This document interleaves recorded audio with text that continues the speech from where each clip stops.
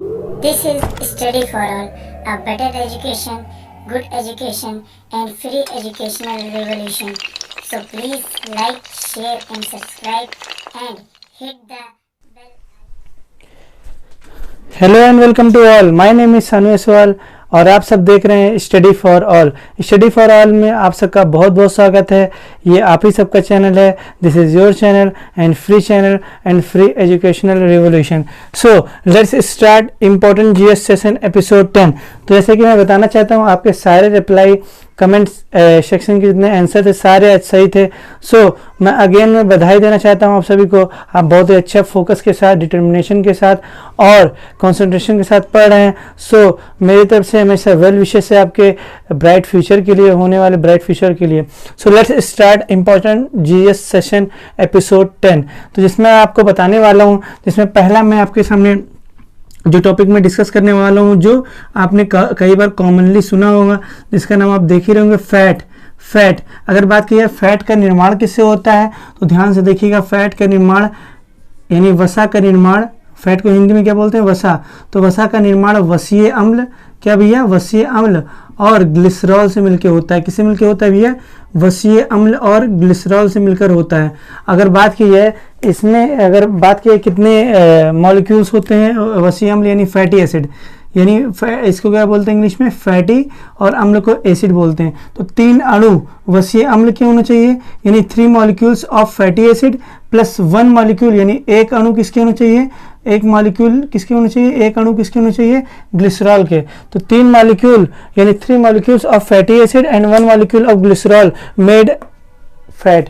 मतलब 3 अणु ग्लिसरॉल के, वसीय अम्ल के, और एक अणु ग्लिसरॉल मिलकर किसका निर्माण करते हैं, फैट का निर्माण करते हैं। बात की जाएगी कि हाँ, वसा को किस नाम से जाना जाता है, वसा का दूसरा नाम क्या है, तो वसा को किस नाम से जाना जाता है, क्वेश्चन पूछा जाएगा। तो वसा को किस नाम से जाना जाता है, तो वसा को ट्राइग्लिसराइड के नाम से जाना जाता है। किस ग्लिसराइड के नाम से जाना जाता है भैया, ट्राइग्लिसराइड के नाम से जाना जाता है।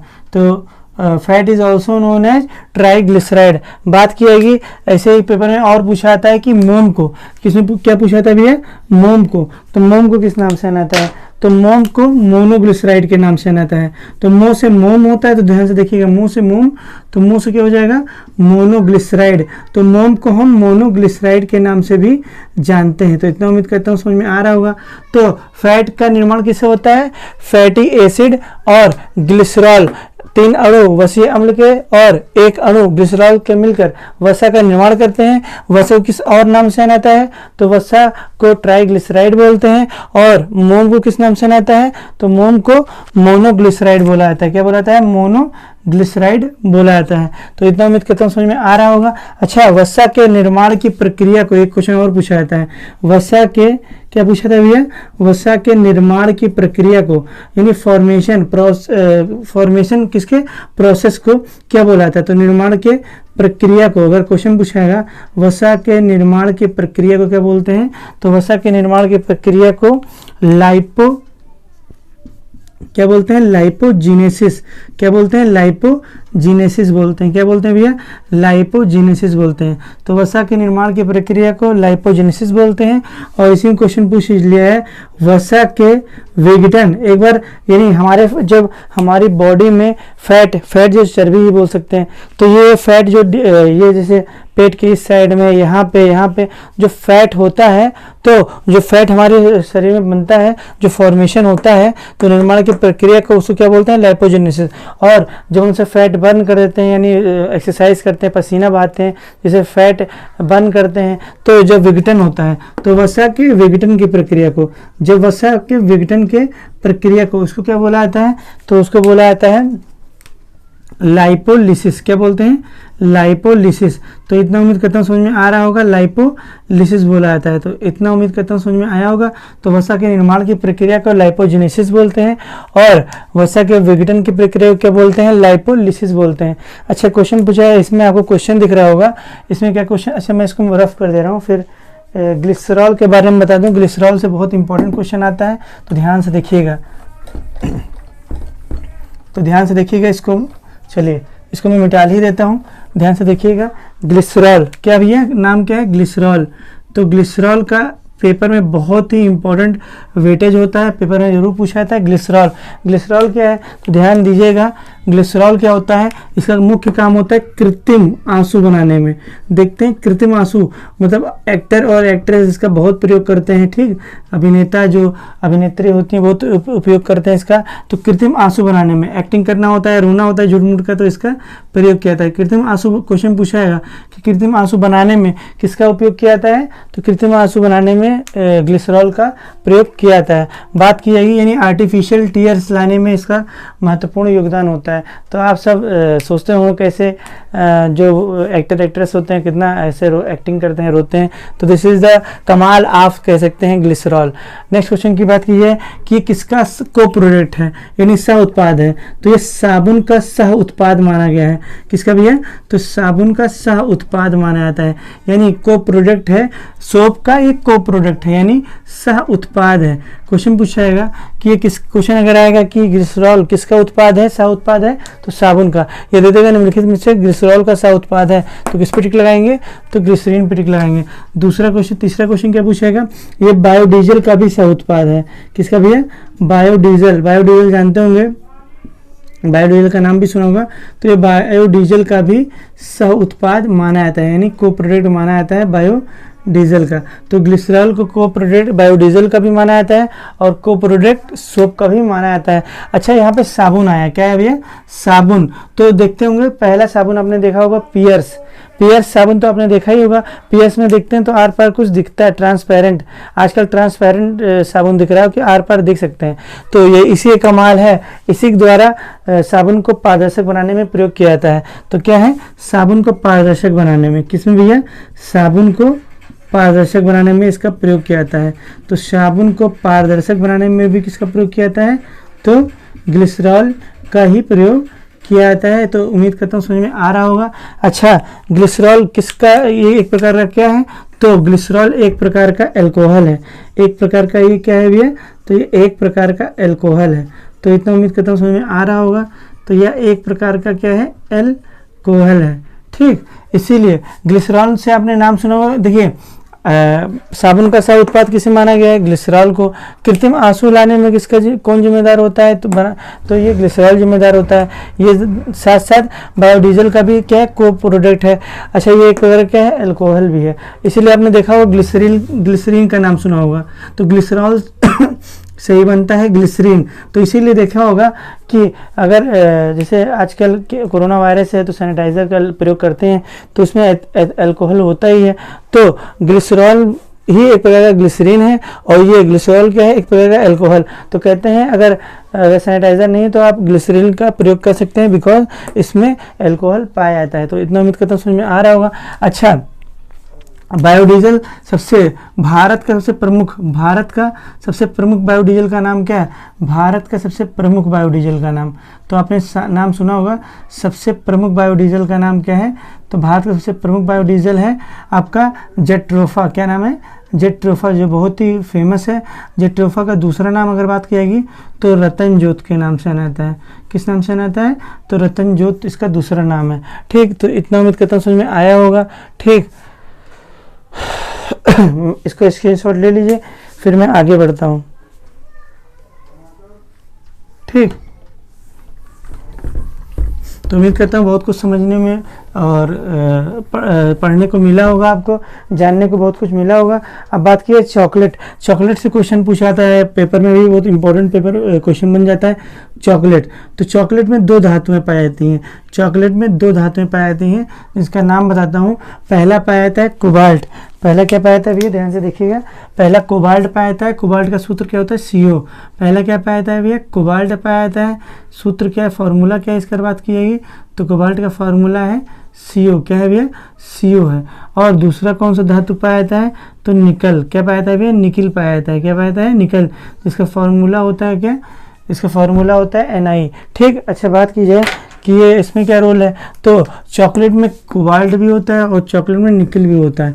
तो ये अगर चॉकलेट में अगर कोबाल्ट है तो यह एक लाभदायक है, तो ये लाभदायक है हमारे लिए, हमारी बॉडी के लिए लाभदायक है। अगर आप चॉकलेट खा रहे हैं तो चॉकलेट में दो चीज़ें उपस्थित होती हैं, जानिएगा। चॉकलेट में दो धातुएं उपस्थित होती हैं, दो तत्व मौजूद होते हैं, एक कोबाल्ट होता है, दूसरा निकल होता है। कोबाल्ट लाभदायक होता है और इसका अपोजिट क्या होता है लाभदायक का, तो हानिकारक। तो निकल क्या होता है, तो निकल क्या होता है, हानिकारक होता है। ठीक, निकल क्या होता है भैया, हानिकारक होता है। क्या होता है भैया, हानिकारक होता है। तो इतना उम्मीद करता हूँ समझ में आया होगा। अब आपसे क्वेश्चन पूछता हूँ, ध्यान से बताइएगा। पहला क्वेश्चन पूछाएगा, पहला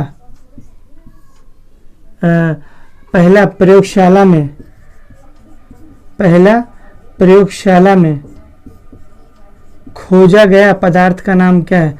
पहला प्रयोगशाला में खोजा गया पदार्थ का नाम क्या है। ठीक, ये आपको बताना। चलिए मैं बता देता हूँ। पहला खोजा गया पदार्थ का नाम है क्या है, यूरिया। क्या नाम है ये, यूरिया। अब आपको बताना है यूरिया की खोज किसने किया। क्या बताना है आपको, यूरिया की खोज किसने किया। दूसरा क्वेश्चन आपको बताना है, कि प्रथम पानीपत का युद्ध कब हुआ।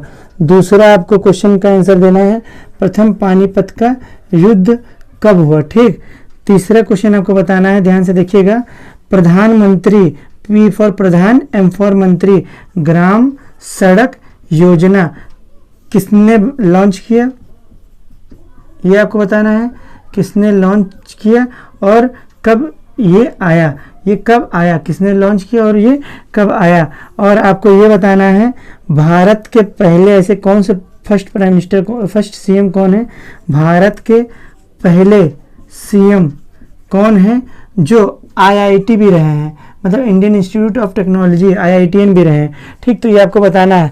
तो 5 क्वेश्चन आपसे पूछा हूँ।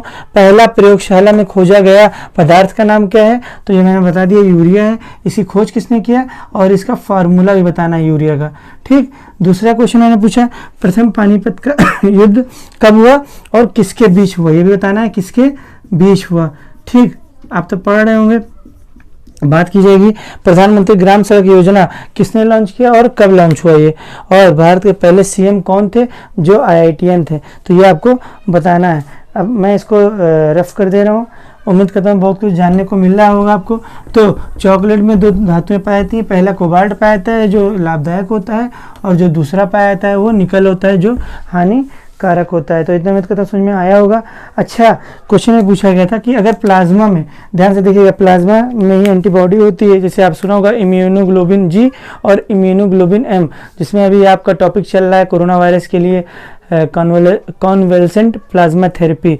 ठीक, तो प्लाज्मा में अगर क्या निकाल दिया जाए, क्वेश्चन पूछा जाता है कौन सा पोषक तत्व निकाल दिया जाए तो वो सीरम बचेगा। तो प्लाज्मा में अगर हम, ध्यान से देखिएगा, प्लाज्मा में अगर हम क्या निकाल दें, तो प्लाज्मा में अगर हम प्रोटीन निकाल दें, क्या निकाल दें भैया, अगर हम प्लाज्मा में प्रोटीन निकाल देते हैं, माइनस कर लेते हैं, प्लाज्मा में माइनस कर लेते हैं प्रोटीन को, यानी निकाल लेते हैं, तो सीरम बचता है। क्या बचता है भैया, तो क्वेश्चन पूछाएगा प्लाज्मा में क्या निकाल लिया है तो सीरम बचेगा, तो प्रोटीन निकाल लिया है तो सीरम बचेगा। ध्यान से देखिएगा दूसरा क्वेश्चन। अच्छा, कौन सी प्रोटीन निकाल दी जाए, तो फाइब्रिनोजन। क्या भैया, फाइब्रिनोजन। कौन सी प्रोटीन निकाल दिया जाए, तो फाइब्रिनोजन। तो अगर पूछेगा कौन सी प्रोटीन अगर निकाल दिया है तो सीरम बचेगा, तो प्लाज्मा में फाइब्रिनोजन नामक प्रोटीन निकाल दिया जाए तो सीरम बचेगा। ये क्या होता है, ये चोट खाए, इसका काम क्या है, चोट खाए हुए स्थान पर, क्या भैया, चोट खाए हुए स्थान पर रक्त का जमाव करता है। ठीक, जिससे ब्लड का बहना बंद रहता है, रक्त का क्या करता है, जमाव करता है, यानी ब्लड क्लॉटिंग में मदद करता है। ठीक है, ये ब्लड कोगुलेटर प्रोटीन है, कोगुलेट कर देता है। तो इतना उम्मीद करता हूँ। नेक्स्ट क्वेश्चन की, तो नेक्स्ट क्वेश्चन क्या पूछाएगा, ध्यान से देखिएगा।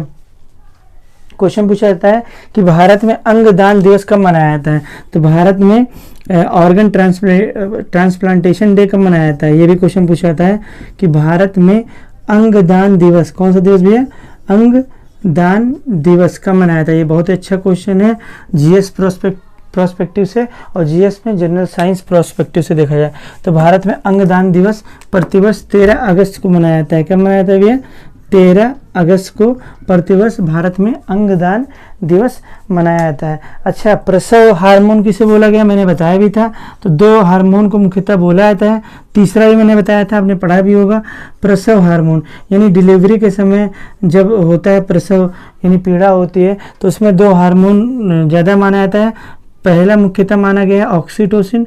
पहला क्या माना जाता है, ऑक्सीटोसिन। क्या माना था भैया, तो प्रसव हार्मोन किसे माना गया है, ऑक्सीटोसिन। ध्यान से देखिएगा। दूसरा किसे माना जाता है, तो रिलैक्सिन, जो महिला को पेन होने से उस समय बचाता है, ठीक, मतलब कि डिलीवरी के समय। तो प्रसव हार्मोन ये किसे बोला गया, ऑक्सीटोसिन। अगर ऑक्सीटोसिन नहीं रहेगा तो किस पे लगाएंगे, रिलैक्सिन लगाएंगे। और इसका प्रयोग, ऑक्सीटोसिन का प्रयोग किस में करते हैं, ये जैसे लौकी हो गया में इंजेक्शन लगाया जाता है, इसका लौकी में इंजेक्शन, या कद्दू में, इन सब में क्या लगाया जाता है, इंजेक्शन लगाया जाता है, जिससे वो क्या होता है, बड़ा हो जाता है, ठीक। तो लौकी में, और साथ साथ गाय की थनों में इंजेक्शन लगाया जाता है। किसमें भैया, गाय की थनों में, जिससे क्या है कि उसमें क्या हो, दूध उतरे। गाय के थन अगर से दूध नहीं उतर रहा है तो बहुत सारे लोग गाय की थनों में ऑक्सीटोसिन की इंजेक्शन लगाते हैं, सुई लगाते हैं, जिससे वो जो प्रोडक्शन है मिल्क जो कम निकल रहा है वो ज़्यादा पूरा निकलता है अच्छे से। तो ये बहुत ही बड़ा डेंजरस है हमारे ह्यूमन हेल्थ के लिए। अब क्या पता पहले से लगा दिया हो, तो ऑक्सीटोसिन तो उसमें है ना दूध में। So this is a very critical for us. तो इतना उम्मीद करता हूँ समझ में आ रहा होगा। अब बात की जाए नेक्स्ट क्वेश्चन की, तो नेक्स्ट क्वेश्चन क्या है, तो ग्रीन हाउस गैसों में गैसों का क्रम, ये भी बहुत इम्पोर्टेंट है जीएस के प्रोस्पेक्टिव से। तो ग्रीन हाउस गैसों में ध्यान से देखिएगा, ग्रीन हाउस गैसों में आज आपको बहुत कुछ जानने को मिल रहा होगा। ग्रीन हाउस गैसों में किसमें भैया, ग्रीन हाउस गैसों में गैसों का क्रम। ग्रीन हाउस गैस में गैस होती हैं, तो ग्रीन हाउस गैसों में किसका क्रम भैया, गैसों का क्रम। तो ये आपको मैं बताने वाला हूँ, बहुत ही मोस्ट इम्पोर्टेंट है, ध्यान से समझिएगा। हाँ, तो सबसे पहला अगर हम कैटेगराइज करें तो कार्बन डाइऑक्साइड। क्या होता है भैया, कार्बन डाइऑक्साइड। दूसरे नंबर पर कैटेगराइज करें तो क्या हो जाएगा भैया, CFC। तीसरे नंबर पर अगर कैटेगराइज करें तो CH4 यानी मीथेन। और चौथे नंबर पर करें तो N2O। देखिए कार्बन डाइऑक्साइड, इसे सबको पता है, बोलते हैं क्या बोलते हैं भैया, कार्बन डाइऑक्साइड, ये सबको पता है ही क्या बोलते हैं, कार्बन डाइऑक्साइड। अब बात की है CFC की, बात की है तो CFC को chlorofluorocarbon, C for chloro, F for fluoro, C for carbon. अभी जल्दी वीडियो में मैंने पढ़ाया था, क्लोरोफ्लोरोकार्बन का दूसरा नाम फ्रियॉन भी बोलते हैं। इसका दूसरा नाम मैंने बताया भी था, फ्रियॉन है में, और इसका प्रयोग करते हैं प्रशीतक यानी ठंडा करने वाली वस्तुओं में, जैसे सबसे ज़्यादा फ्रिज, फिर ऐसे ही इसका एमिशन होता है क्लोरीन फ्लोरीन गैस का, और ये किसको, ओजोन परत को बहुत क्षय करती है। बात की है नेक्स्ट, अब CFC वाले फ्रिजों को बैन भी किया जा रहा है। बात की जाए CH4 को मीथेन गैस बोलते हैं, इसे पूरा मैंने पढ़ा चुका हूँ लेक्चर। मार्स गैस दलदली जगह से निकलता है। और N2O किसको बोलते हैं, नाइट्रस ऑक्साइड को लॉफिंग गैस भी बोलते हैं, मैंने पढ़ा दिया है, ठीक, आप पूरा देख लीजिएगा, नाइट्रस ऑक्साइड बोलते हैं। तो ध्यान से देखिएगा, सबसे ज़्यादा ग्रीन हाउस गैस में सबसे ज़्यादा कौन सी होती है ग्रीन हाउस गैस में, तो सबसे ज़्यादा यही पाई जाती है। ये पेपर में आ चुका है, यूपी टेट से लेकर SSC में भी आया हुआ है। सबसे ज़्यादा कौन सी गैस पाई जाती है, तो कार्बन डाइऑक्साइड प्लस, ये सबसे प्रमुख गैस है, सबसे प्रमुख गैस मानी जाती है। तो क्वेश्चन पूछाएगा ग्रीन हाउस गैस में सबसे प्रमुख गैस कौन सी है, तो आप कार्बन डाइऑक्साइड लगाएंगे। अब देखिएगा, ये घटते हुए क्रम में मैंने लिखा है, किस क्रम में भैया, घटते हुए क्रम में। तो सबसे ज़्यादा क्या पाया जाएगा, कार्बन डाइऑक्साइड, उसके बाद क्लोरोफ्लोरोकार्बन, उसके बाद मीथेन, उसके बाद नाइट्रस ऑक्साइड। तो ध्यान से देखिएगा, अगर बात की जाएगी कार्बन डाइऑक्साइड कितना परसेंट पाया जाता है, तो 60% पाया जाता है। 18 to 19% क्या पाया जाता है, 18 to 19% पाया जाता है CFC ग्रीन हाउस गैस में। इस सबसे ये 18 to 19% पाता है। और ग्रीन हाउस गैस में अगर बात की जाएगी तो देखिए ध्यान से, ग्रीन हाउस गैस में अगर बात की जाएगी तो 12 से 13% क्या पाया जाता है, तो 12 से 13% पाया जाता है क्या पाया जाता है, नाइट्रस ऑक्साइड और 4 से 5% में क्या पाया है, माना गया है नाइट्रस ऑक्साइड। अगर इसको हम पूरी तरह से देख लिया जाए तो इसको हम मान लेते हैं 60%, इसको हम बहुत लोग 20% मान लेते हैं, और इसको मान लेते हैं 14% पूरी तरह से मान लेते हैं, और इसको 6% मान लेते हैं। ठीक, तो जिस तरह से एग्जाम में आएगा से वाला, तो से पे ऐसे लगाएंगे, अगर ऐसे आएगा तो ऐसे लगाएंगे। तो ये भी है, तो 60 20 80 80 14 94 94 6 100%, इस प्रकार से ग्रीन हाउस गैसों का निर्माण होता है। ठीक, तो इसको मैं रफ कर दे रहा हूँ। तो सबसे प्रमुख गैस, सबसे ज़्यादा पाई जाने वाली गैस कौन सी है, तो कार्बन डाइऑक्साइड। उसके बाद ग्रीन हाउस गैस में कौन सी गैस सबसे ज़्यादा पाई जाती है, तो क्लोरोफ्लोरोकार्बन 18 से 19%, या एग्जैक्ट बोल दें तो 20%। ठीक, अगर बात की जाएगी मीथेन कितना पाई जाती है, तो 14%, और नाइट्रस ऑक्साइड 6%, सॉरी। तो इतना उम्मीद करता हूँ समझ में आया होगा। अब बात की जाएगी ग्रीन हाउस गैस का नाम किसने दिया था। अगर बात की जाएगी किसका भैया, ग्रीन हाउस गैस, ये जो ग्रीन हाउस गैस जो नाम है ग्रीन, ध्यान से देखिएगा, ग्रीन हाउस गैस, तो ग्रीन हाउस गैस का नाम दिया था जोसेफ फोरियर। किसने दिया था भैया, जोसेफ फोरियर। किसने दिया था, जोसेफ फोरियर ने दिया था। किसने दिया था, जोसेफ फोरियर ने दिया था। ध्यान से देखिएगा, जोसेफ फ्यूरियर ने दिया था। तो ग्रीन हाउस गैस का नाम किसने दिया था, फ्यूरियर, रियर, तो जोसेफ फ्यूरियर ने दिया था। अच्छा, कब दिया था बात की जाएगी, तो 1827 ईस्वी में। कब, तो ग्रीन हाउस गैस ये जो नाम है, जो ग्रीन हाउस गैस, ये जो नामकरण है ग्रीन हाउस गैस, ये जो नाम दिया था जोसेफ फ्यूरियर ने 1827 में दिया था। तो इतना उम्मीद करता हूँ समझ में आया होगा। अब लास्ट टॉपिक की ओर बढ़ते हैं, जिसमें आपका बहुत ही इंपॉर्टेंट कवर कर दे रहा हूँ, इसका स्क्रीनशॉट ले लिए होंगे। अब बात की जाए, क्या बात की जाए, जल कुंभी से क्वेश्चन आता है। किससे आता है भैया, जल कुंभी से। मोस्ट इंपॉर्टेंट टॉपिक है जल कुंभी ऑफ दिस सेक्शन का। अब बात की जाए जल कुंभी को किन किन नामों से आना आता है, तो ध्यान से देखिएगा। इसे हम क्या बोलते हैं, इसे हम बोलते हैं वाटर हाइसिंथ। क्या बोलते हैं, वाटर हाइसिंथ बोलते हैं। क्या बोलते हैं भैया, वाटर हाइसिंथ बोलते हैं। अगर और बात की जाएगी तो क्या बोलते हैं इसे, और क्या बोलते हैं इसे, तो आई कॉर्निया। क्या बोलते हैं, आई कॉर्निया। क्या बोलते हैं, आई कॉर्निया। ध्यान से देखिएगा, आई कॉर्निया कैसीप्रिस। क्या बोलते हैं, आई कॉर्निया कैसीप्रिस बोलते हैं। तो ध्यान से देखिएगा, अगर क्वेश्चन पूछाएगा कि जल कुंभी का कौन कौन से नाम से आना जाता है, तो वाटर हाइसिंथ भी इसे बोला जाता है, और आई कॉर्निया कैसीप्रिस भी बोला जाता है। आई कॉर्निया कैसीप्रिस भी बोला जाता है। अच्छा, इसको किसकी संज्ञा दी गई है, तो इसे बंगाल का, जलकुंभी को बंगाल का आतंक बोलते हैं। तो जलकुंभी को क्या बोला जाता है, पेपर में आ भी चुका है अभी इसी यूपी टेट में जो पढ़ाया था मैंने। तो इसे बंगाल का क्या बोलते हैं, आतंक बोला जाता है। क्वेश्चन पूछा जाता है कि बंगाल का आतंक किसे बोला जाता है, तो जलकुंभी बोल दीजिए। अगर ये नहीं रहेगा तो वाटर हाइसिंथ पे लगाएंगे, अगर वाटर हाइसिंथ और ये दोनों नहीं रहेगा तो आई कॉर्निया कैसीप्रिस पे लगाएंगे। अच्छा, ये है क्या, एक बार इसको लिख लीजिए।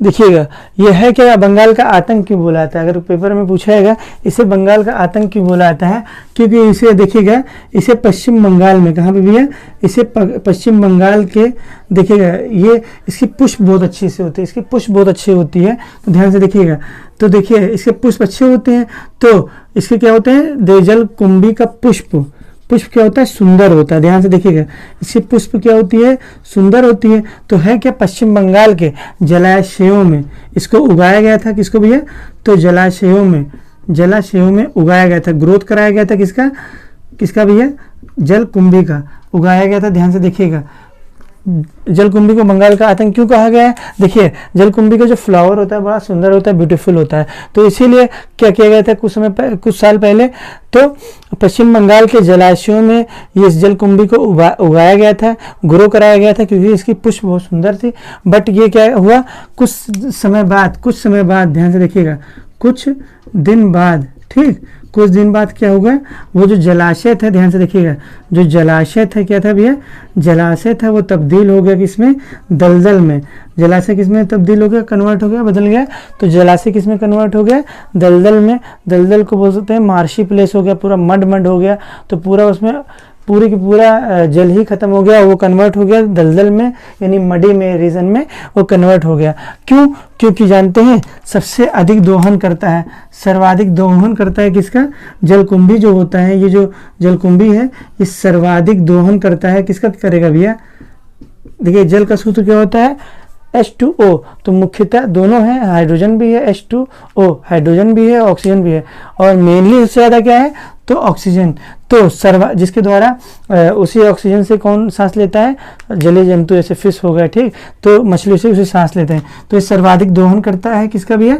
ऑक्सीजन का। और जो ऑक्सीजन ही नहीं रहेगी पूरी तरह से, ये पूरा इंटेक कर लेता है, पूरा ऑक्सीजन बहुत तेजी से सर्वाधिक दोहन करता है, पूरी तरह से इंटेक कर लेता है, जिसके कारण वो जो जलाशय था वो कन्वर्ट हो जाता है दलदल में। तो ध्यान से देखिएगा, एक बार फिर बता देता हूँ, जलकुंभी को वाटर हाइसिंथ बोलते हैं या आई कॉर्निया कैसिप्रिस बोलते हैं, और इसे जलकुंभी को टाइटल दिया गया है बंगाल का आतंक। क्योंकि बिकॉज बंगाल का आतंक क्यों बोला गया है? कि इसे पश्चिम बंगाल में जलाशयों में, देखिए इसका सुंदर फ्लावर बहुत अच्छा होता है, सुंदर ब्यूटीफुल होता है, तो इसे क्या किया गया?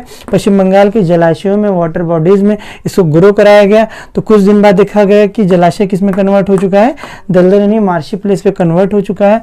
और ये क्यों हो गया? तो पता, बाद में रिसर्च हुआ तो पता चला कि जलकुंभी जो होता है ये सर्वाधिक दोहन करता है, पूरी तरह से इनटेक कर लेता है किसका? ऑक्सीजन का, जिसके कारण ये क्या हो जा रहा है? जलाशय दलदल में कन्वर्ट हो गया। तो this is the end of the video. उम्मीद करता हूँ बहुत अच्छा लगा होगा। तो मैं वेट करूंगा आपके कमेंट सेक्शन के बॉक्स में आपका प्यारे प्यारे आंसर से। Thank you for watching, keep it up.